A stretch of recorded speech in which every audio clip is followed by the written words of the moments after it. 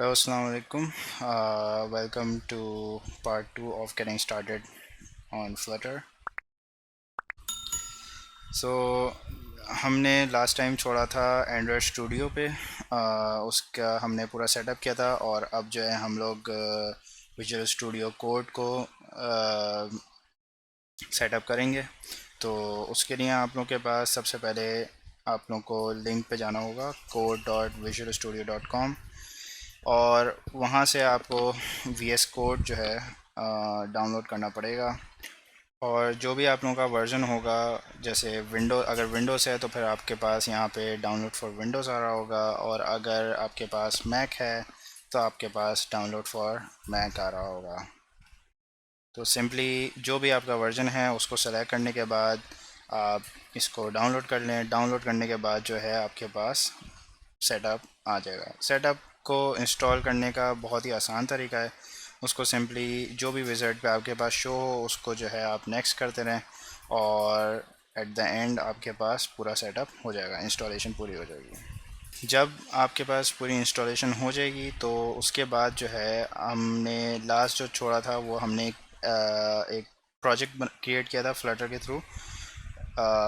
और उसकी जो फाइल्स थी उसको खोलने के लिए सिंपली जो है आप ओपन फोल्डर पे क्लिक करें, और उसके बाद जहाँ पे भी आपका वो प्रोजेक्ट फोल्डर जो है जहाँ पे भी है उसको ओपन कर दें। तो जब आप ओपन कर देंगे तो लेफ़्ट हैंड साइड पे आपके पास ये सारी फाइल्स आ रही होंगी, और सबसे पहली जो मेन फाइल है वो आपकी है main.dart। स्टार्टिंग में आपके पास ये जो है ग्रे कलर में आ रहा होगा, तो उसका मतलब ये है कि आपके पास एक्सटेंशंस इंस्टॉल नहीं है। तो उसको इंस्टॉल करने के लिए हम सिंपली क्या करेंगे कि एक्सटेंशंस के बटन पर टैप करेंगे। उसके बाद जो है सर्च बार में हमें सर्च करना है फ्लटर। फ्लटर को सर्च करने के बाद आपके पास ये वाला पेज खुल के आएगा। इसके अंदर मेरे पास अभी डिसेबल आ रहा है क्योंकि मेरे पास पहले से इंस्टॉल्ड है, और आप लोगों के पास इंस्टॉल का बटन आ रहा होगा। आपको सिंपली जो है इंस्टॉल उसको करना है। फिर उसके साथ साथ जो है आपके पास डार्ट का जो है प्लगइन वो खुद ब खुद इंस्टॉल हो जाना चाहिए, लेकिन अगर नहीं होता तो जो है आप इंस्टॉल कर सकते हैं। और उसको चेक करने के लिए, वेरीफाई करने के लिए आपको सिंपली लिखना है @installed। तो आपके पास जो है दोनों वर्जन्स शो हो जाएंगे। जब वो शो हो जाएंगे तो आपके पास जितना भी कोड है वो इस तरीके से कलर्ड शो हो रहा होगा। अच्छा, अब यहाँ पे रोक के हम लोग थोड़ा प्रोग्रामिंग फंडामेंटल्स के बारे में बात करते हैं, जिसके ऊपर डार्ट डार्ट के बेसिकली जो फंडामेंटल्स हैं उसके ऊपर बात करते हैं। ये मैंने जो है dartpad.dev खोला हुआ है। ये बेसिकली एक प्लेग्राउंड है जहाँ पे आप कोई भी प्रोग्रामिंग जो भी करेंगे तो लेफ़्ट हैंड साइड पे आपके पास कोड होगा और राइट हैंड साइड पे आपके पास कंसोल होगा। हम लोग बात करेंगे पहले तो वेरिएबल्स की। फिर उसके बाद हम लोग बात करेंगे फंक्शंस की। उसके बाद हम लोग क्लासेस को देखेंगे, और उसके पहले जो है हम लोग ये देखेंगे कि जो भी हम कोड करें तो उसका आउटपुट हम लोग कंसोल पे किस तरीके से चेक करें। बेसिकली उसकी एक कमांड है प्रिंट के नाम से। उसके बाद आप लोग को जो है ओपनिंग और क्लोजिंग ब्रैकेट लगाने और इन्वर्टेड कॉमास ऐड करने हैं, और उसके अंदर जो भी आप लिखेंगे, जैसे मैंने लिखा डार्ट पैड, और उसके बाद जो है सेमी कॉलन लगाना मत भूलिएगा। सेमी कॉलन लगाएंगे तो ही जो है आपका जो कोड है वो एग्जीक्यूट होगा, क्योंकि उससे इस कंपाइलर को ये पता चलता है कि यहाँ पे आके जो है लाइन एंड हुई है। मैंने अभी क्योंकि अच्छा, अब इसमें जो है हमारे पास एक मेन का फंक्शन है। मेन के फंक्शन के अंदर अगर मैं प्रिंट लिखूँगा तो जो है यहाँ पे ये एग्जीक्यूट होगा।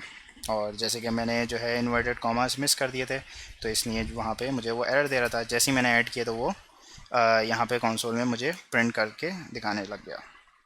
अब बात करते हैं हम लोग वेरिएबल्स के ऊपर। वेरिएबल्स में का जो लिखने का तरीका है वो ये है कि आप सिंपली वार लिखें, और उसके बाद वेरिएबल का जो भी नाम है, जैसे कि मैं यहाँ पे लिख रहा हूँ नम और इक्वल्स और 1। बेसिकली वेरिएबल्स इट्सेल्फ जो है वो एक कंटेनर होता है जिसके अंदर आप जो भी डेटा सेव करना है वो वेरिएबल्स के अंदर सेव कर सकते हैं, और वेरिएबल्स जो हैं वो बाय नेम जो है वो वेरी कर सकता है, जो भी उसके अंदर वैल्यू जो भी उसके अंदर सेव है। बात करते हैं उसके बाद हम डेटा टाइप्स की।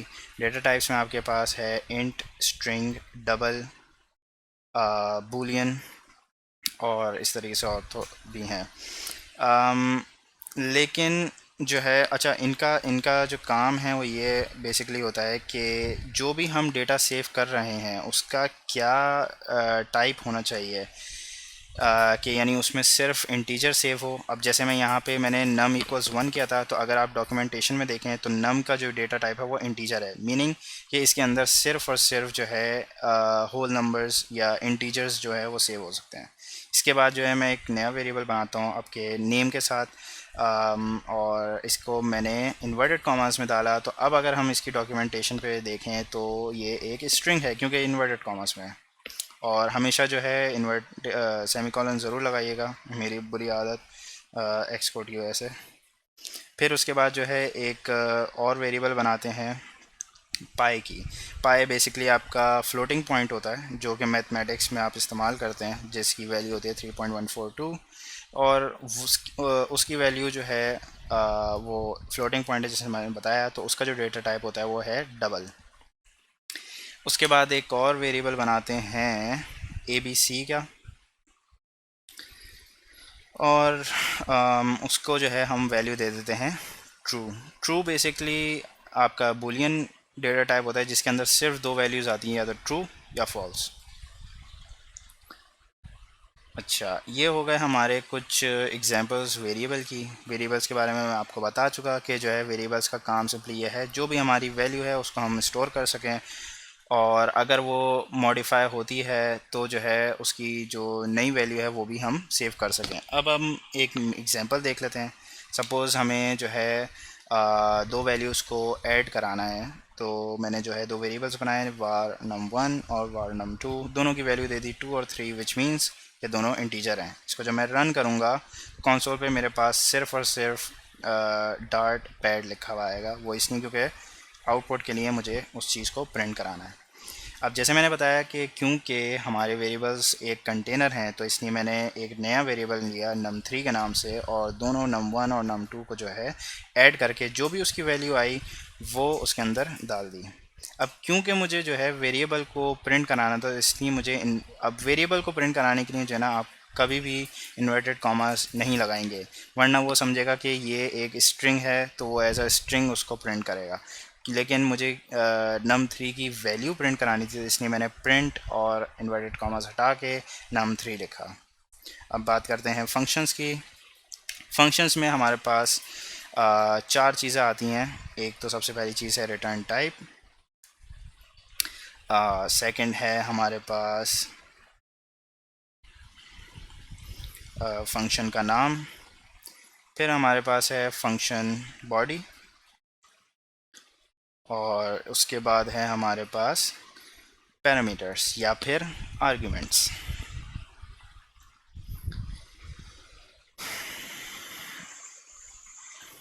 अच्छा, इनके ऊपर थोड़ी सी हम बात कर लेते हैं, लेकिन जो है हम इसको एक एग्ज़ाम्पल के तौर पे चेक करते हैं कि ये चारों चीज़ें हमें इस्तेमाल किस तरीके से करते हैं। तो जो है जो हमारा void मेन का जो फंक्शन है उसके जो इन्वर्ट कर्ली ब्रैकेट जहाँ क्लोज हो रहा है उसके बाद हम लोग जो है एक फ़ंक्शन बनाएंगे। फंक्शन के अंदर वेरिएबल्स आते हैं लेकिन फंक्शन के अंदर एक और फंक्शन नहीं आ सकता। तो अब मैं जो है एक और फंक्शन बनाने जा रहा हूँ। जिस तरीके से void मेन है इसी तरीके से ऐड नंबर का एक मैंने फंक्शन बनाया, और इससे पहले जो है हमारे पास एक रिटर्न टाइप है इंटीजर का, और हमारे पास दो आर्ग्यूमेंट्स हैं num1 और num2। num1 और num2 बेसिकली इनका काम ये है कि जो भी इनपुट्स हमें चाहिए दो नंबर ऐड करने के लिए, तो वो num1 और num2 के अंदर जाके सेव होंगे, और एट द एंड हमें जो है उसको प्रिंट कराना है तो हमने प्रिंट करा दिया उसको। लेकिन अभी क्योंकि अभी जो है ये रन नहीं होगा, वो क्योंकि अभी सिर्फ हमने इसको डिफ़ाइन किया है। तो अब आए इसको हम जो है कॉल करा के देखते हैं। कॉलिंग के लिए जो है सिंपली आपको फंक्शन का नाम लिखना है, और नाम लिखने के बाद उन दो वैल्यूज़ जो आर्ग्यूमेंट्स हैं हमारे, उनके अंदर क्या वैल्यू आनी चाहिए वो हम यहाँ पे डिफ़ाइन करते हैं। तो हमने लिखा 1 और 2, तो हमारे पास आंसर आया 3, क्योंकि उसने प्लस करके प्रिंट कराया। अभी रिटर्न टाइप क्या है वो हम आगे जाके देखेंगे, लेकिन अभी हमने क्योंकि इस्तेमाल नहीं किया, अब आगे हम कंटिन्यू करते हैं। तो अब जो है मैं एक वेरिएबल बना रहा हूँ सेव वैल के नाम से, और उसको जो है इक्वल्स कर रहा हूँ ऐड नंबर के फंक्शन के बराबर, कि मैं ये आपको दिखा सकूं कि जो है हम रिटर्न टाइप किस तरीके से इस्तेमाल कर सकते हैं। रिटर्न, क्योंकि उसका रिटर्न टाइप बेसिकली उसमें वर्ड में ही रिटर्न आ रहा है, तो इसलिए एक हमारे पास कीवर्ड है जो क्या करता है कि जो भी value at the end function को एग्जीक्यूट करने के बाद जो भी वैल्यू आती है उसको वो रिटर्न कर देता है। और इसी तरीके से हमने जो है num1 और num2 को प्लस करके उसकी आखिरी वैल्यू जो आएगी जो कि 5 है, वो उसको जो है रिटर्न कर देगा। अच्छा, उसके बाद जो है हम दूसरा तरीका ये भी कर सकते हैं कि हम एक वेरिएबल बनाएं num3 का, और उसके अंदर जो भी दोनों वैल्यूज़ का सम जो है वो हम सेव करा के एंड में जो है रिटर्न में जो है num3 की वैल्यू रिटर्न करा दें। जब इसको रन करेंगे तो हमारे पास कुछ नहीं आया। क्यों? क्योंकि जैसे मैंने बताया कि हमें आउटपुट दिखाने के लिए सबसे पहले प्रिंट कराना पड़ता है। तो प्रिंट कराने के लिए हम सिंपली क्या करेंगे कि प्रिंट सेव वैल लिखेंगे, तो उसके बाद फंक्शन से जो भी वैल्यू रिटर्न होगी वो इस वेरिएबल में आके सेव होगी, और ये वेरिएबल जब प्रिंट करेंगे तो उसकी वैल्यू हमारे पास यहाँ पे शो हो जाएगी, जो कि है 5। सिंपल। अच्छा, अब हम बात करते हैं क्लासेस की, कि क्लासेस क्या हैं। क्लासेस बेसिकली हमारे एक ब्लूप्रिंट होता है जिसके अंदर जो है हम एट्रीब्यूट्स और मेथड्स उसके जो है डिफ़ाइन करते हैं।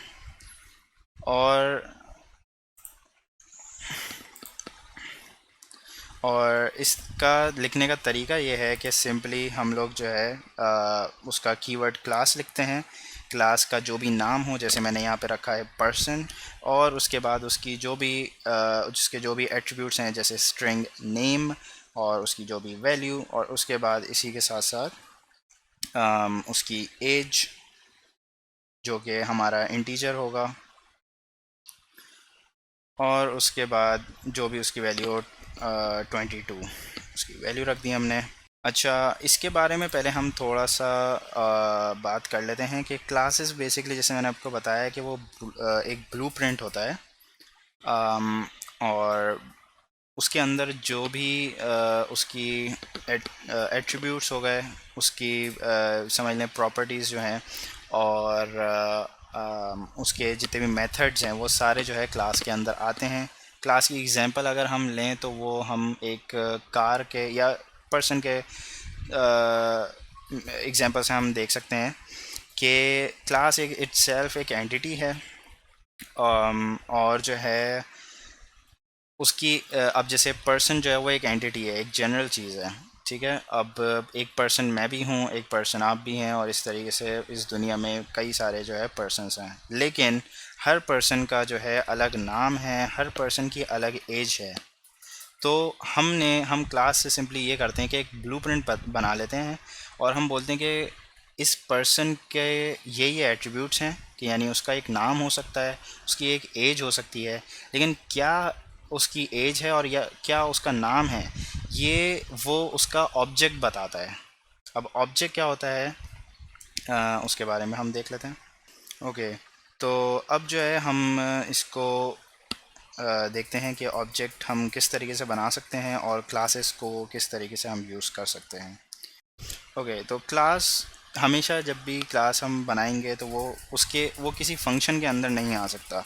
क्लास हमेशा एक इटसेल्फ एक एंटिटी क्योंकि है, तो इसलिए वो किसी फंक्शन के अंदर नहीं आ सकता, और ना क्लास किसी और क्लास के अंदर आ सकती है। तो हमने नीचे जो है एक क्लास बनाई थी, और अब हमने उसका एक ऑब्जेक्ट बनाया। ऑब्जेक्ट बनाने का तरीका आपको दिख रहा है कि वार P1 इक्वल्स पर्सन और ओपनिंग ब्रैकेट और क्लोजिंग ब्रैकेट। ये जो पर्सन है, पर्सन का ख्याल रखिएगा कि जो क्लास का नाम है वही इस ऑब्जेक्ट का नाम होना चाहिए। और उसके बाद जो है जब मैंने प्रिंट किया तो जो है P1 डॉट एज लिख के मुझे उसकी एज मिल गई, यानी जो भी मैंने उधर वहाँ सेट किया था। इसी तरीके से P1 डॉट नेम और रन करने के बाद मुझे उसका जो भी हमने नाम सेट किया था वो हमें मिल गया। अब इसका फ़ायदा क्या है? फ़ायदा अब मैं आपको दिखाता हूँ कि मैंने एक और वेरिएबल बनाया P2 के नाम से और सेम क्लास का नाम दिया। अब मेरे पास एक दूसरी एंटिटी आ गई, मींस एक दूसरा ऑब्जेक्ट आ गया। और उसका जो है हमने नाम इस दफ़ा हम चेंज करेंगे। नाम हमने क्या किया कि P2 डॉट नेम और इस दफ़ा हम नाम देते हैं डार्ट इज़ ऑसम। ऑसम की स्पेलिंग ओके। और अब हम क्या करेंगे कि इसको हम प्रिंट कराने की कोशिश करते हैं और देखते हैं कि इसका आउटपुट क्या आता है। अभी हम रन करेंगे तो ऑब्वियसली कुछ हमें शो नहीं होगा, वो इसलिए क्योंकि अभी तक हमने प्रिंट नहीं कराया। और अब हम इसको प्रिंट कराते हैं तो P2 डॉट नेम और सेमी कॉलन। अब रन करते हैं तो फ्लटर के नीचे हमारे पास Dart is awesome. Nice. Okay,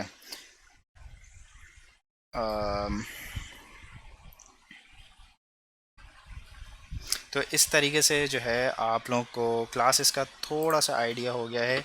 और मेरा ख़्याल है हम इतना ही रखते हैं इस चीज़ को, वरना आप लोग जो है थोड़ा सा बोर हो जाएंगे इस चीज़ के।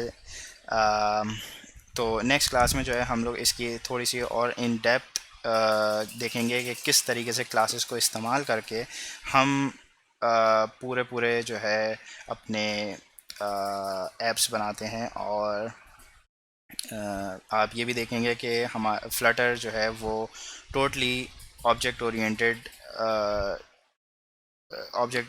प्रोग्रामिंग के ऊपर जो है बेस करता है।